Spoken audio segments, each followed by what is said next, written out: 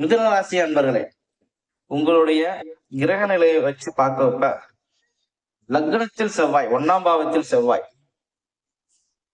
அது லக்னத்துல மிதுன ராசி செவ்வாய் இருக்கிறவங்களுக்கு ஒரு நல்ல உச்சமான ஒரு காலம் சொல்லுவோம். அது அப்படி சொல்றதை காட்டிலும் 1ஆம் பாவத்தில் செவ்வாய் என்று சொன்னால் அது மிக சரிங்களா. 1ஆம் பாவத்தில் செவ்வாய் இருக்கும் பொழுது அது எதன் மூலம் தாக்கத்தை ஏற்படுத்தும் அப்படின்னு சொல்லி பார்த்தோம்னா ஒரு நல்ல விஷயம்தான். அவங்க ஒரு லீடர்ஷிப்ல இருப்பாங்க. லக்னத்தில் செவ்வாயோ இல்ல பொதுவான கருத்தில் 1ஆம் பாவத்தில் செவ்வாய் என்று நம்ம சொல்லும் பொழுது அந்த ஜாதகர் ஒரு லீடர்ஷிப்பை உருவாக்கி வாழ்வார்.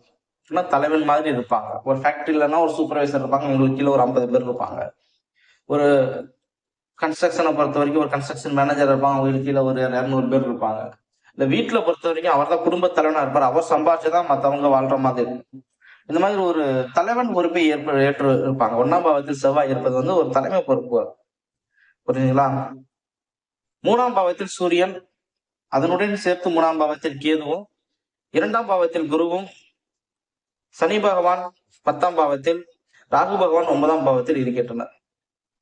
இதுல மிகப்பெரிய பலமே வந்து உங்களுக்கு அந்த கடகத்தில் குரு உட்கார்ந்துருக்காரு பாத்தீங்களா.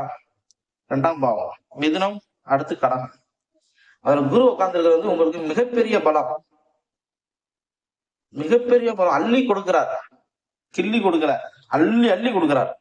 இந்த ஆவணி மாதம் மிகப்பெரிய சிறப்பு உங்களுக்கு. 2ஆவது பாவம் பொறுத்த வரைக்கும் பணம், குடும்பம், சேமிப்பு, பேச்சு, சொத்து வாங்கும் நிலைமை உண்டாகும். அதிக அளவு பணம் வர வாய்ப்பு உள்ளது. அந்த பணத்தை வீணடிக்காமல் ஒரு முதலீடு செய்யுங்கள்.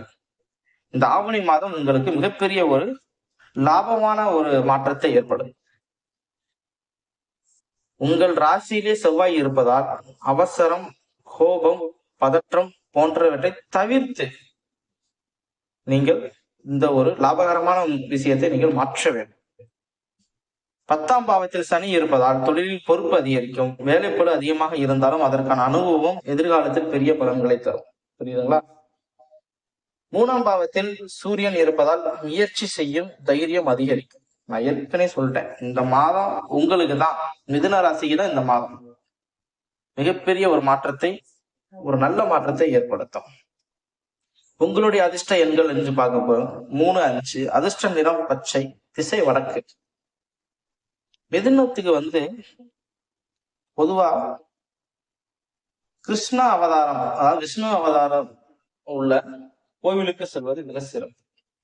பொதுவாக என்று சொல்ல வேண்டுமானால் பெருமாளுக்கு நீங்கள் துளசி மாலை அணிவித்து வணங்கினால் அது மிகப்பெரிய ஒரு நல்ல பலன்களை தரும்.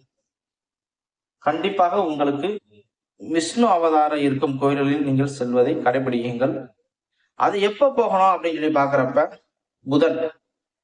புதன் தான் உங்க ராசிக்கு வந்து மேட்சான நாள்.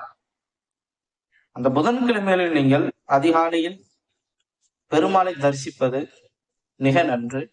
கண்டிப்பாக இதனை நீங்கள் கடைபிடிங்கள்.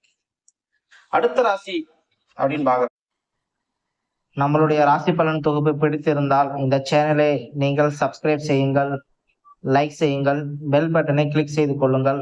அப்பொழுதுதான் நம்மளுடைய சேனல் உங்களுடைய ஃப்ரெண்ட் லிஸ்டில் வரும். நம்ம போடுகின்ற வீடியோவும் உங்களுக்கு தொடர்ந்து கிடைக்கப்பெறும். இந்த ஒரு ராசி இல்லாமல் மற்ற ராசியை பார்க்க வேண்டும் என்றால் இந்த ஸ்கிரீனில் தெரியும் வீடியோவின் முழு தொகுப்பை பார்வையிட்டு உங்களுடைய முழு குடும்ப பலனை தெரிந்து கொள்ளுங்கள்.